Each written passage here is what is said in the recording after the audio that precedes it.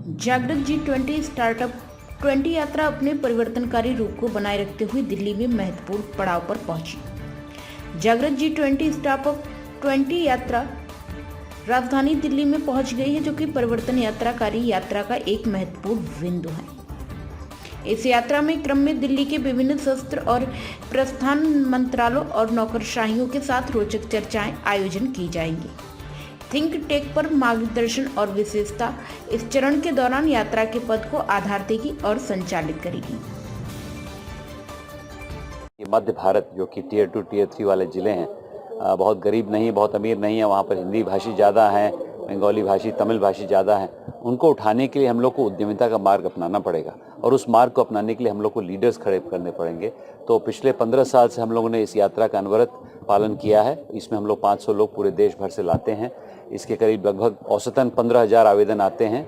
40% महिलाएं होती हैं। हम एक ट्रेन में चढ़ते हैं और पूरे देश का भ्रमण करते हैं ताकि 15 दिन में असली भारत का साक्षात्कार हो और वहाँ पर ऐसे लोगों से मिला जाए जिन्होंने भारत के लिए कुछ उद्यमिता के लिए किया हो।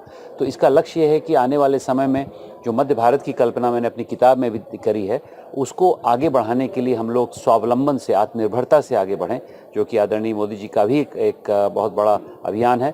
और ये हर गांव, हर शहर, हर छोटे नुक्कड़ में जाए ताकि हर व्यक्ति अपने में जो छुपे हुए एक उद्यमी को निकालने का जो प्रयत्न हम लोग का है इस यात्रा के माध्यम से सफल हो। सर, ट्रेन कहाँ से कहाँ तक चलती है और मतलब उस ट्रेन का जो उद्देश्य है, बेसिकली आप 2008 से तो बताया कि वो लगातार चल रही है, तो ट्रेन कहाँ कहाँ पहुँचती है और क्या उसका मेन रीज़न होता है पहुँचने का? मैं इस बार एक थोड़ा सा और बताना चाहूँगा कि हम लोगों ने G20 स्टार्टअप 20 के साथ इस यात्रा को किया है। इस बार 70 इंटरनेशनल प्रतिभागी भी हैं। सामान्यतः करीब 20 होते हैं, इस बार ज़्यादा लाए हैं G20 देशों से।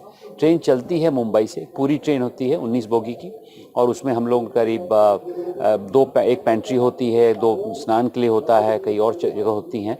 इस ट्रेन में हम लोग चाहते हैं कि यहाँ से चल के वहाँ हम लोग बेंगलोर पहले गए इस बार, उसके बाद वहाँ से मदुराई से श्री सिटी जहाँ पर श्रीहरिकोटा गए, वहाँ से विशाखापट्टनम, वहाँ से बहरामपुर, वहाँ से वाराणसी। पहली बार हम लोग वाराणसी गए और वहाँ से देवरिया जागृति का मूल स्थान है। वहाँ पर एक रात को लोग ट्रेन से बाहर विश्राम करते हैं, अन्यथा ट्रेन पे ही हम लोग सोते हैं जब रात को चलती है।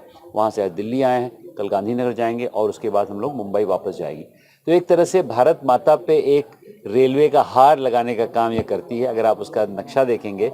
और इस बार बहुत प्रासंगिक है क्योंकि इस बार हम लोगों ने दिल्ली डिक्लेरेशन की अन्य चीज़ों के पर भी चर्चा की है। जैसे आज अभी क्रॉस बॉर्डर कोलैबोरेशन पे हो रहा है, कैसे भारतीय सभ्यता को हम लोग और भारतीय में जो ग्रास रूट उद्यमिता का प्रकाश हमने डाला है इस ट्रेन में, उसको पूरे विश्व में ले जाएं, इसके बारे में चर्चा हो रही है। उसी की तरह सस्टेनेबल डेवलपमेंट हम लोग चर्चा हुई थी। तो अन्य ऐसे मुद्दे भी इस बार उठाए गए हैं जो कि हमारे लिए प्रासंगिक है। सर, यात्रा के दौरान जो आपकी क्या क्या एक्टिविटी रहती है और आपकी इस यात्रा से किस किस कंट्री से लोग आपसे जुड़े हुए?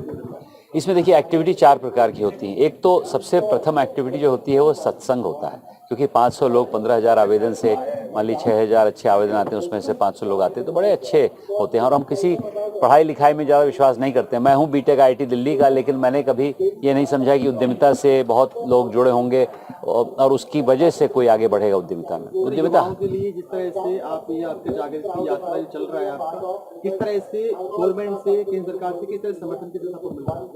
नहीं, एक तो सत्संग की बात, मैं दूसरी चीज़ हम कहेंगे कि वहाँ पर बड़े बड़े लोगों से हम मिलते हैं। ये है कि हम लोग कितने लोग बाहर से आए हैं, 70 लोग बाहर से आए थे और उसमें लगभग 20 देशों के हैं। सरकार की तरफ से इस बार हमारी स्टार्टअप 20 जो है और G20 उससे बहुत समर्थन मिला है, बहुत मतलब हम लोग को प्रोत्साहन मिला है। अभी आप देख रहे थे अभय ठाकुर जी जो सुशेरपा है हमारे G20 के, वही सर, इस दौरान जो आपके जागृति यात्री जो युवा होते हैं, जो अच्छा आपके इस यात्रा में जो अच्छा काम करते हैं, उनके लिए किस सम्मान किया जाता है, किस तरह से उनको मोटिवेट किया जाता है? और युवाओं के लिए MSME बहुत सारी मतलब की एक संस्था है, गवर्नमेंट रजिस्ट्रेशन है, उसके लिए अगर युवाओं के लिए अगर बिजनेस करना हो तो उसके किस तरह से आपको समर्थन, उससे किस तरह से लाभ मिलता है? देखिए, 2 चीज़ें यहाँ पर हम लोग इंस्पिरेशन देते हैं कि आप चलिए, आइए, लोगों से मिलिए, सत्संग करिए और लोगों से मिलिए और आगे बढ़िए। लेकिन असली में हम लोग जो काम कर रहे हैं देवरिया में, वहाँ पर एक पूर्वांचल में बहुत विशालका मैंने वटवृक्ष के नीचे एक केंद्र बनाया है, जहाँ पर 10 जिलों में हम लोग इस प्रकार का प्रोत्साहन कर रहे हैं। तो क्या कर रहे हैं, इसका यह प्रश्न है। सर जी, एक सवाल ये है कि आप IITian हैं और एक IITian होने के नाते फिर एक इस तरह से ग्रास रूट से जो है चीज़ों को उठाना,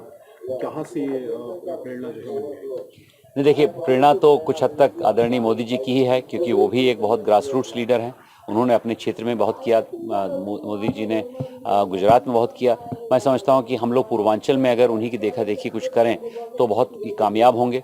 मैं समझता हूं कि कई ऐसे नेताओं के साथ, जैसे सर्वोदय की भावना गांधी जी से सीखी, एकात्म मानववाद की भावना मैंने दीनदयाल जी से सीखी, मोदी जी से स्वावलंबन की भावना सीखी, तो कई लोगों से प्रेरित होता हूं। हो सकता है ये भी प्रेरणा है कि मेरे पिताजी आर्मी में थे, तो आर्मी का लड़का था, तो पूरे देश भर का भ्रमण किया। मुझे ऐसा लगा कि और लोग अगर देश भर का भ्रमण करेंगे, कुछ सीखेंगे, तो ये प्रेरणा वहीं से आई है। और मेरे हिसाब से देखिए, IITians का दायित्व होता है कि असली भारत में जाके असली भारत को बनाएं।